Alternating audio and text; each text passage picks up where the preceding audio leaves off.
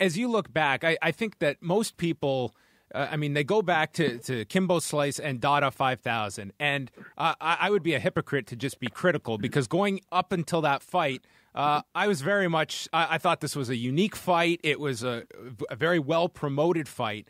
How do you look back at that fight in hindsight and things you learned from what actually occurred that night, and different forms of promotion, and what we can promote and what detracts, I guess, is the best way to put it, Scott?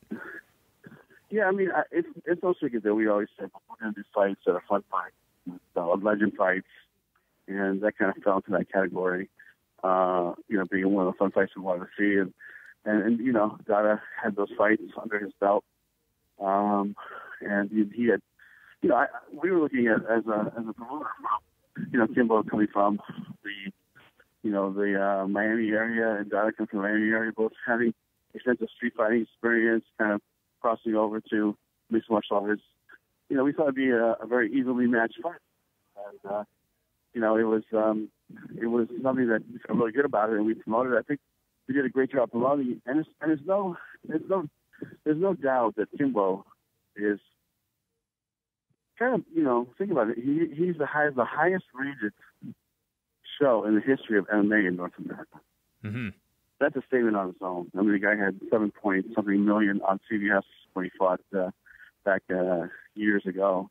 So, we thought that we didn't have a lot of heat, but, listen, never did we think that what was going to happen happened. And he'd be in a very scary moment there for a second. And if you would tell me that was what was going to happen, it was, we wouldn't have went down that road. So it was definitely a learning experience.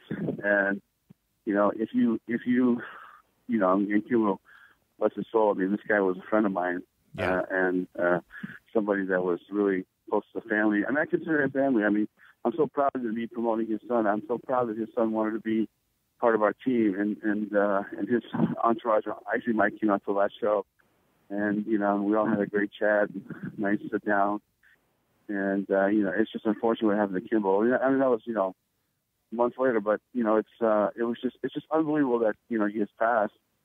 Since the time that we promoted him, but I think that this is something that he loved. And actually, Mike told me, he goes, Scott, he loved being back, in the cage and back in the limelight and making it all happen. And he was so happy and so proud to fight for Bellator. So, I have to, bow down and pay my respects to him.